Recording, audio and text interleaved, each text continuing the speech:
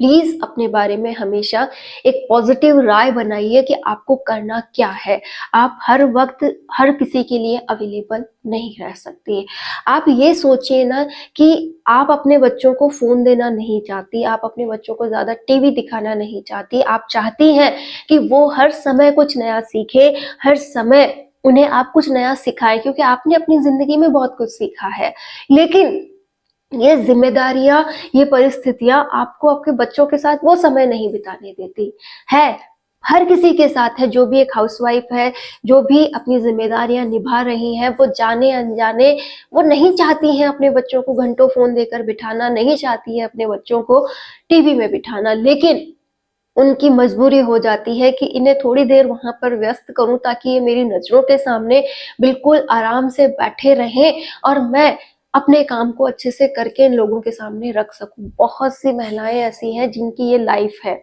हाँ, by mistake बहुत सी महिलाएं ऐसी भी हैं जो जाने अनजाने में ही अपने बच्चों को फोन थमा रही हैं, उनके पास समय भी है, फिर भी वो ऐसी गलतियां कर रही हैं। तो आपसे रिक्वेस्ट है, अपने बच्चों को स्क्रीनिंग टाइम से बचाइए और जितना हो सके उनके साथ समय बिताइए। जिम्मेदारियां और परिस्थितियों से जूझ रही महिलाएं भी अपने लिए सॉल्यूशन जरूर तलाश करें कि उन्हें किसी ना किसी ऐसी चीज में व्यस्त कर दिया जाए कि वो फोन वगैरह से अपनी दूरी बना ले। एक काम आपको और ध्यान में रखना है कि अगर आपको यहाँ सरवाइव करना है, अपनी जगह पर सरवाइव करना है, तो आप ये बात जरूर ध्यान में रखें कि आप कैसे लोगों के बीच में रहते हैं, उनकी मानसिकता कैसी है। आपने कभी इस बात पे विचार नहीं किया होगा। एक बार तसल्ली से बैठकर ये सोचिए कि आपके इर्द गिर्द जितने भी लोग हैं उनकी मानसिकता कैसी है। वो अगर हर बात को पॉजिटिव लेकर चलते हैं तो वो भी आपको ध्यान देना है, अगर वो नेगेटिवनेस के साथ है तो भी आपको ध्यान देना है। कैसे आप इन सबके बीच रहते हुए अपना एक अलग रास्ता बना सकते हैं वो भी आपको सोचना है। देखिए, अगर आप सोचती हैं कि बस मैं मेहनत कर लूं, ठीक है, और ये वाला जो पॉइंट है इसे क्लियर कर लूं, अगर आप पढ़ने वाले स्टूडेंट है तो मैं केवल पढ़ाई कर लूं, तो ये सब कुछ ठीक है। लेकिन इन सब के बीच भी अगर आपको अपनी कोई पर्सनैलिटी बनानी है, अपनी कोई वैल्यू बनानी है, तो ये दुनिया भी आपको जाननी होगी।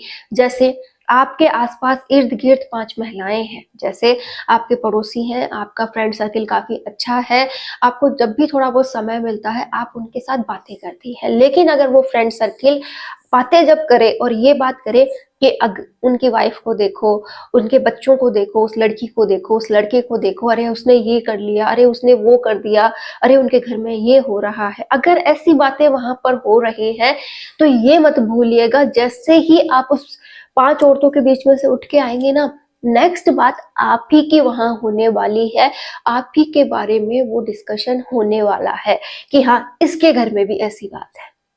मतलब अगर आप वहां पर चुगली जैसी कोई बात हो रही है तो आप भी उन चुगली का हिस्सा हो, आपके लिए भी कोई बड़ाई वाली बात वहां नहीं होगी। तो हमें ऐसे फ्रेंड सर्किल से बचना है, ऐसा फ्रेंड सर्किल बचा ढूंढना है अपने लिए जो रियल में आपके साथ ग्रोथ करना चाहता हो, आपके साथ आगे बढ़ना चाहता हो। आप उसे समय दें, ना कि ऐसी महिलाओं के बीच में जाकर के बैठना पसंद करें जहां पर ऐसी बातें होती हो। ये भी एक दुनियादारी की सबसे बड़ी समझ है, क्योंकि अगर हम वहां से समय चुरा लाए ना तो हम उस समय को कहीं अच्छी जगह खर्च कर देंगे। आप ऐसी औरतों से व्यवहार अगर कम करती हैं तो वो समय आपका बचेगा, उनका आना जाना आपके घर कम होगा और आप अपने घर के जो माहौल को नेगेटिविटी से बचा पाएंगे। बहुत कुछ ऐसा है जिस पर हमें विचार करने की जरूरत है।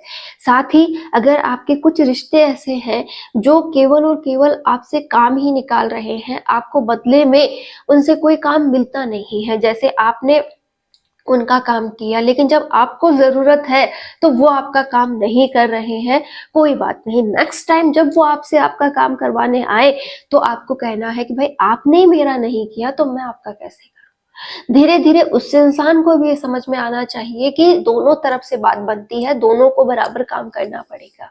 आप अपने बच्चों को भी ये वाली पॉइंट जरूर क्लियर करें कि हर समय अवेलेबल नहीं रहना है, हर समय हाँ नहीं कहनी है, हमें ना कहना भी आना चाहिए कि आपको सही गलत की पहचान होनी चाहिए।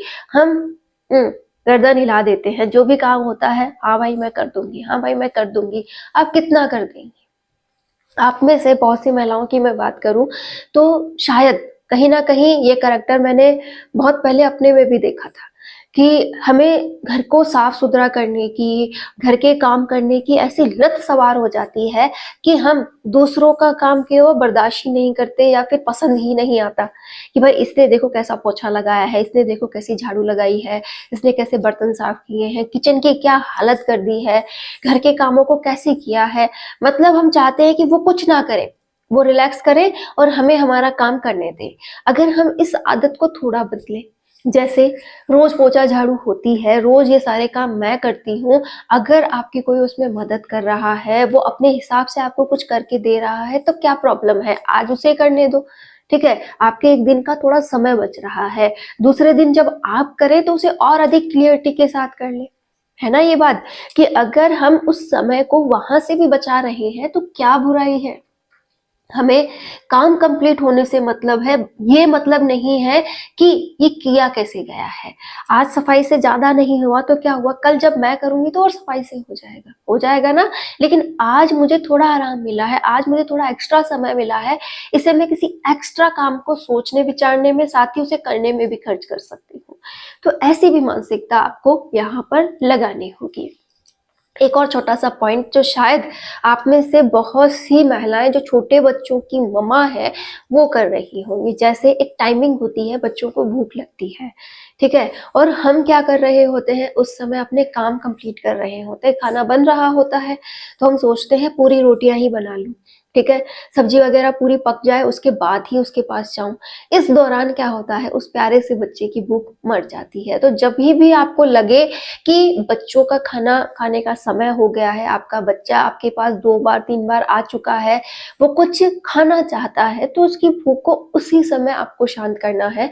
आप अपने काम को टालना सीखिए। कहने का एक ही मतलब है कि आप उस समय उस काम को छोड़िए, वो तो अब नहीं तो बाद में हो जाएगा। 4 चपातियां अगर सिक गई हैं तो बची हुई रोटियां बाद में भी बन जाएंगी, कोई जल्दी नहीं है। लेकिन आप उस काम को वहां छोड़कर अपने बच्चों के पास लौटिए, उन्हें पहले अच्छे से बैठकर खाना खिला दीजिए कि हाँ बच्चों ने अच्छे से खा लिया। एक बार आप मेरा ये काम करके जरूर देखिएगा, जिनके भी बच्चे छोटे हैं और वो अपने कामों में इतने व्यस्त हैं कि अपने बच्चों की प्रॉपर डाइट का भी ध्यान नहीं दे पाती हैं, तो आपसे रिक्वेस्ट है कि एक बार थोड़ा सा काम साइड में करते हुए, ये हाँ हो गया बच्चों जितना बन गया, या फिर कोई काम था उसे छोड़ दिया, बच्चों को पहले खिला दूं, तो आप ये जरूर करें। आपको देखना एक अलग ही अंदर से रिलैक्स फील होगा, क्योंकि हम मम्मा है, मम्मा को ये चाहिए कि उसके बच्चे जो हैं वो अच्छे से खा पी के हेल्दीनेस के साथ इंजॉय करते हुए खेले, और आप अंदर से हैप्पीनेस फील करोगे। ऐसा नहीं कि उस काम के बर्डन में आपने अपना और अपने बच्चों का ध्यान ही नहीं दिया। प्लीज ये जरूर कीजिएगा। ये दुनिया है, इसे हमें ही समझना है और इसमें हमें ही सरवाइव करना है, और हमारी जो आज सर्वाइवनेस रहेगी और हम जो इसमें सीखेंगे, ठीक है, वही सब कुछ हमें हमारे बच्चों के साथ भी करना है कि उन्हें भी हाँ ना कब कहनी है ये समझाना है। साथ ही साथ जब तक जरूरत ना हो किसी के सामने उपस्थित नहीं होना है, ज्यादा किसी को प्रायोरिटी नहीं देनी है, क्योंकि जब तक हम ज्यादा प्रायोरिटी के साथ उनके सामने आते हैं उन्हें लगता है कि इसका काम तो मेरे बिना चलेगा ही नहीं। तो आप जितना ज्यादा अपने आप को एक पॉजिटिवनेस में खड़ा रखेंगे, ज्यादा किसी के सामने बेमतलब का मुंह नहीं खोलेंगे, तो आपकी देखना एक अलग ही छवि बनती है कि ये व्यक्ति जो है बहुत समझदार है, ये अपनी बात को सोच समझ के सामने रखता है, अपने समय की कीमत समझता है, अपने आप को पहचान दिलाना जानता है। उम्मीद है आप सभी महिलाएं अपनी दुनियादारी को जरूर प्रायोरिटी के साथ समझेंगी, क्योंकि हमें जहाँ पे रहना है अगर हमें उसकी ही समझ नहीं है तो हम कैसे उसके बीच में बदलाव ला सकते हैं।